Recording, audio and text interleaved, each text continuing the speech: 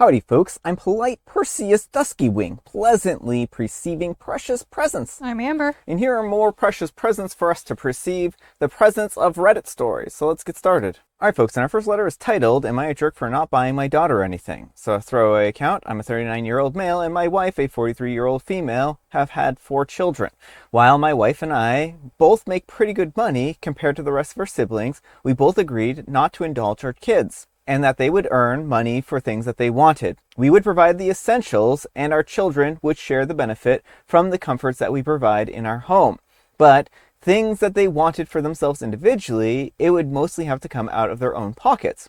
We provided an allowance for our youngest kids, a 14-year-old female and a 13-year-old female, as they aren't old enough to get jobs yet. Once our second oldest, Katie, a 17-year-old female, turned 16 and was old enough to get a job, my wife and I both sat her down and explained that our oldest stopped getting an allowance once he was old enough to get a job and encouraged her to get one too. She said that she didn't really want to get a job because she didn't like being told what to do. I was a little disappointed, but said that that was her choice. My wife and I both made it clear that whether she got a job or not, she wasn't going to get an allowance anymore, but would still be expected to complete household chores while she lived here. Kate said that she didn't really think that that was fair since the 2 youngest would still get their allowance, and I explained that's because they are still too young to get their own jobs. Well, Kate stopped doing her chores and said that she didn't see the point since she wasn't getting an allowance anymore. I mentioned that I don't get an allowance for cleaning the house and neither does my wife. Kate said that it's not the same. Very well. We were in a tough spot. I wasn't going to kick her out of the house. I couldn't force her to do her chores. I couldn't make her get a job, and I wasn't going to let her keep getting an allowance when she was old enough to get a job. My wife and I discussed it and decided that we would split Katie's allowance and chores between the 2 youngest. They were thrilled about the idea of new and challenging chores and the extra money. I mentioned to my wife that we needed to drive the point home and really tighten the screws financially on Kate to drive the point home. Well, a few dollars to go eat with friends? Nope. Money to get into a school dance? Nope. New clothes for school and take her to a clothing drive at our church. Surely Kate would eventually get the point. She's been moody and barely coming out of her room lately. She has also been snapping at everyone. My wife mentioned that Kate is starting to resent her younger sisters because they have money and she doesn't. She asked if it would be the worst thing in the world if we offered to put her back on allowance to do her chores again. I said that I didn't think that was a good idea because the younger girls have already gotten used to doing the extra chores and getting the extra money. I also said that it was already unfair to our older son who had to keep doing his chores without an allowance after he got a job when he was Kate's age. My wife thinks that Kate will never get a job, and continue to give her sisters an allowance is going to make her resent them more. I think that I'm right, maybe I'm not. Am I the jerk? Alright folks, what do you think? Yes, OP, you're the jerk. And what you're doing here is not making the point you think it is. The point you are making is not you should have a job. The point you are making is this is my house, my rules, and I'm going to squeeze you until you are forced to get a job. Like you say you provide the kids the basics, but then you're like, school clothes, now we'll just get free stuff from the church. Like, oh, well, I wasn't going to kick her out. She's 16. Like, you can't kick her out legally anyway. Like, Yeah. What kind of a parent would even cross their mind to kick their 16-year-old out in this kind of, like, I understand she's being frustrating to you, but the way you're reacting is not okay and is not healthy. And it feels more like you are just upset that you don't have the control over her that you want. And so you're doing whatever you can to get that control back. So, I think that they should rethink their policy on giving the kids chores and money for chores. And like, while OP does have to do chores to keep the household running, it is different, right? Because OP owns the house, with his wife, or, that they run the household. I don't think he's necessarily wrong for taking away the allowance in itself. Where I think that he is really wrong is the fact that he's trying to put the screws to his daughter, right? I could not maybe necessarily support, but I could see his point of view of being like, you need to go get a job, blah, blah, blah, we're not going to pay you an allowance anymore. Okay, whatever. But the fact that he's now weaponizing this and saying, well, we really need to make sure that we drive the point home and make her life as miserable as possible while she's living here, because we want to prove to her that she needs to get a job. Right, like, do all the other kids have to buy their own school clothes, or is Yeah. it just her? Yeah. And did the son have to buy his own school clothes once, he was old enough to get his own job? Again, I would say that I would guess that the way that OP has this written is that wouldn't be the case, because they're taking her to, charity drives and stuff like that to get new clothes. One, I mean, isn't that kind of taking away from people who can't afford these clothes? Well, because OP doesn't care. His only goal here is to punish his daughter and make her as miserable as possible until she caves to his will. So, that's the part that I really have an issue with here, is just the whole maliciousness, the whole it's my way or the highway type of thing. Is she being in the right for not doing her portion of the chores? I would say probably not. I mean, in order to run a household, everyone should contribute, right? But I don't think that he's getting the point across that he thinks he's getting across. I think he's just going to make her very resentful, and maybe when she moves out, she's not going to visit as much or really have any kind of interaction with them, right? Well, that's the thing. He's only going to drive her away, because I was that way when I was a kid, and I didn't want to be told what to do and to have these things hauled over my head, and would resort to things like eating spaghetti with a plastic spork so I wouldn't have to wash dishes. This was at a teen center where it was like, okay, well, one of the leaders was always trying to get me to do dishes, and oh, well, if you use a dish, you have to wash the dish you use. And so I was like, okay, I'm eating with a plastic spork because I will not have to wash that. Yeah. So, I mean, again, I think it's a challenging situation. It's a difficult situation, but I think that maybe they should sit down with their daughter, find out if there was a deeper reason behind this other than she doesn't like being told what to do.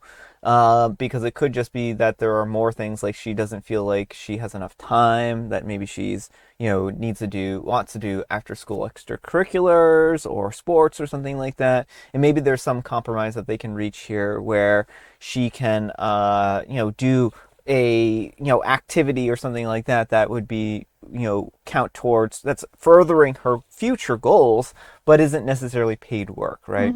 Does she volunteer? Does she do other things, right?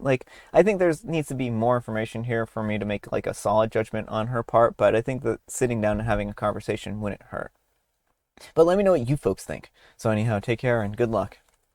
But folks, let's see what the Wheel of Judgment has to say. Wheel of Judgment, turn, turn, turn. Tell us the judgment that OP's earned. Not the jerk, but annoyingly self-righteous. I disagree, Wheel. The Wheel's like, she needs to work. I work. Why doesn't she work? Wheel, you work maybe once or twice a week. And you don't get paid. Yeah. It's all voluntary. And AZCA Expat 2024 says, specifically, what exactly you and your wife consider necessities and what you would expect your kids to fund by getting jobs. Teaching kids to save and work towards items is one thing. Expecting them to provide everything for themselves beyond food and shelter is overboard. Yeah, I mean, that's kind of my view there.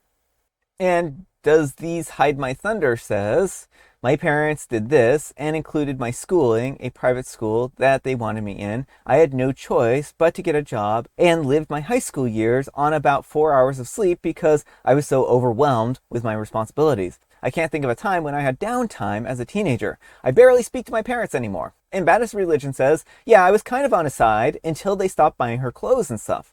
I had a job in school and paid for most of my first car and insurance and my extra stuff. But my parents still bought my formal dance dresses and paid for me to get my hair cut and bought my school clothes and shoes when I needed them.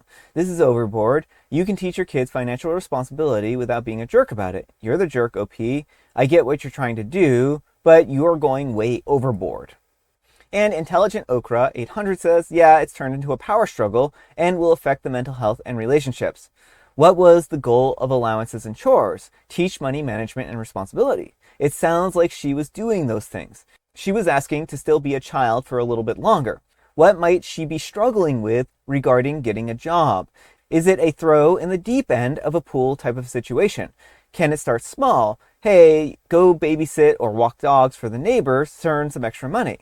Not all at once. Like, I'll buy your prom dress, but if you want extra designer brands, you're going to have to earn some extra. Baby steps. And Drapes Normax says, I wasn't going to kick her out of the house. It would never have occurred to me to say that I wouldn't have kicked my minor child out of the house because it would never have entered my mind. This doesn't sit well with me. And Love Fool of the Century says, same, that was a record scratch. Where in the world is a 16-year-old going to go with no money? I mean, that's kind of where I was sitting on that too. That statement really felt out of pocket for me, you know? Well, that's it. It feels like he thinks that he's doing some great service because he's not throwing her on the streets, and it's like, that's literally what you signed up for. Yeah, that's the bare essentials as a parent. All right, folks, and our next letter is titled, Am I a Jerk for Letting My Daughter Stay Out Overnight? I'm a 46-year-old male, and my daughter, a 20-year-old female, is adopted, and my wife, a 36-year-old female, and I adopted her when she was 17. She's a great kid and had a very bad life before us. I work for a university, and she goes there for free. We made the deal that if she stays in school and has an on-campus job, that she can live at home and will cover most of her expenses, which we can easily afford. I did not realize how self-centered my wife was until we adopted. She said that she was okay with it at the time, but now says that we did the adoption for me, which, sigh, is awful and not true, as she pushed the process much more than I did. She says that I'm not hard enough on her, but she's an adult, and still asks for permission to go out and lives by a curfew that we set, something that my wife and I never did at her age, and we lived at home throughout college as well. Well, fast forward, daughter was in a car accident July 4th weekend. She said that she was spending the night at a friend's house, but the accident happened near the boyfriend's place. Accident happened during the day and was 50-50 at an intersection. Car totaled, going through the insurance process to get a payout to get a new car. Daughter and I are sharing my truck right now, and it's fine. Wife tried to get me to agree that since she lied about where she was, she could not take the truck overnight. At that point, a month ago, I said fine. Wife also wanted to restrict her using the truck, but the girl has a life, summer college, and a job, and we didn't want to ban her from ever going out, so she used the truck regularly. Well, so wife went out this weekend with her friends. Daughter goes out on Saturday night, and like normal, she's supposed to be home at midnight. She calls close to midnight and asks for extra time. I had a headache and already had gone to bed, and I said, sure, whatever. She then calls a little later and asks to spend the night at her friend's place. She's 20 and a good kid and an adult, and I say, sure. Most likely she is lying about where she's staying, but anything that they do at night, they can do during the day. Well, this morning, my wife calls in tears. She is watching outside comings and goings and knows that she didn't come home. This is not the first time that she has used the cameras to track us. She yelled at me that we were plotting this whole time and to let her sneak around. I told her that we plotted nothing and that I don't appreciate having my life tracked in the driveway cameras again. She is 20 and she can make her own mistakes, as that is how she's going to learn, like we did. She just hangs up, am I the jerk for letting her stay out? All right, folks, what do you think? I mean, I don't think you're the jerk for letting a grown adult stay out, but I think you and your wife need to, ease up so much. She is an adult. She needs to be able to make her own choices and not have to phone you if she wants to stay over at her boyfriend's house. I mean, I think this is part of the reason why she might even have gotten into the accident or any number of things here. If she was, trying to rush back or trying to, cover her steps. It sounds like there's a lot of controlling behavior going on here. Yeah, the wife, watching the cameras to see the comings and goings of the house, that is not okay. There's some serious controlling behavior going on here from both Opie and the wife, but more so from the wife. And the whole... basically she has to lie about staying at her boyfriend's house. Why does she need to lie? She's a 20-year-old. She can go and stay at her boyfriend's house if she really wants to. If she were to get pregnant or something like that, then that is a decision that she has made, and that's up to her, right? The fact that they're trying to essentially cushion her from her own life choices feels punitive. Well, again, it feels more like they're treating her like she's, 12 than like she's a full-grown adult. Yeah. But let me know what you folks think. So anyhow, take care and good luck. All right, folks, and our next letter is titled, Am I a Jerk for Not Doing More to Help My Son After He Was Caught Running an Online Scam? Honestly, don't know where to begin with this mess, but I need some perspective. I'm a 44-year-old female, and my 20-year-old son was arrested last month for running online scams targeting elderly people. Apparently, he and his college buddies had been doing this for months, pretending to be tech support, calling seniors, and convincing them to give up their banking information or send gift cards for fake computer repairs. Their whole operation came crashing down when they targeted the wrong person. They called someone whose daughter happened to be working for the FBI's cybercrime unit. She immediately knew that it was a scam and had them traced. Within days, the whole group was arrested. They found records of dozens of victims on my son's laptop, and he had even kept some spreadsheets tracking how much they had stolen from each person. What terrifies me is how close it came to federal charges. The FBI was involved initially, and if they had stolen just a bit more or crossed certain lines, this would have been so much worse. As it stands, he's facing state fraud charges, and the evidence is overwhelming. His public defender says that pleading guilty is the only realistic option. I've already drained my savings to get him a better lawyer, but there's no getting around what he did. The worst part is that he had absolutely no reason to do any of this. I work 2 jobs to pay for his tuition and living expenses. He has a meal plan, a nice apartment near campus, and I even give him spending money. I've never made him get a job because I wanted him to focus on his studies. Now he's furious with me because I won't take out a second mortgage to hire some expensive attorney who promises to make this disappear. He keeps saying that I'm not doing enough, that if I really loved him, that I would find a way to fix this. He acts like this is somehow my fault or my responsibility to solve. The money that he stole, thousands of dollars from vulnerable seniors, was just for things that he wanted and didn't need. Gaming equipment, expensive clothes, nights out with friends. Meanwhile, I'm working myself to the bone to support him, and he repays me by victimizing people my own mother's age. I'm at a complete loss. Part of me wants to do everything possible to help him, but another part thinks that he needs to face the consequences of his choices. He's an adult who made a deliberate decision to hurt innocent people. How much am I supposed to sacrifice to clean up his mess? Has anyone dealt with something like this? I love my son, but I don't know how to handle this situation or his anger towards me. What would you do? All right, folks, what do you think?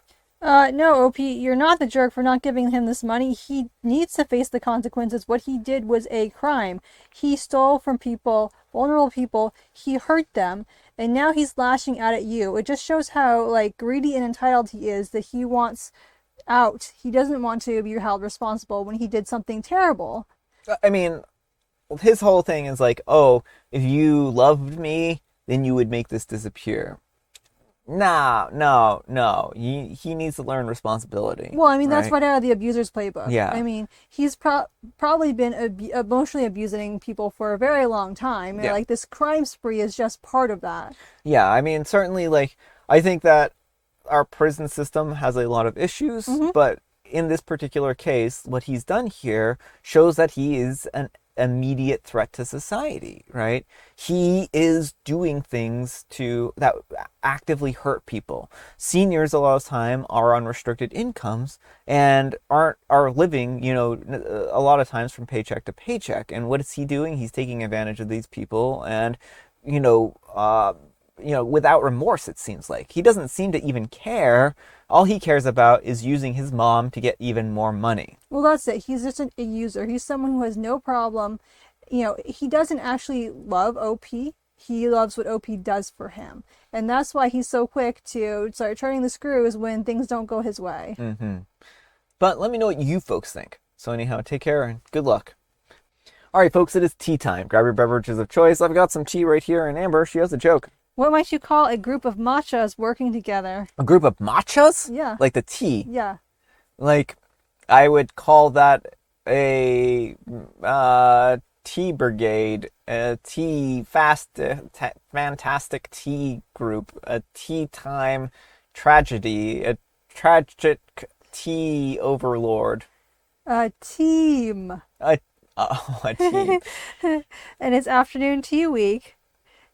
And it's also Middle Child Day, so happy Middle Child Day, Brian. Oh, thank you. Just what I always wanted, a day to be ignored more. Yeah. And I have Forever Nuts. Oops, I have the special guest tea, Forever Nuts. Now, I've had Forever Nuts on here before.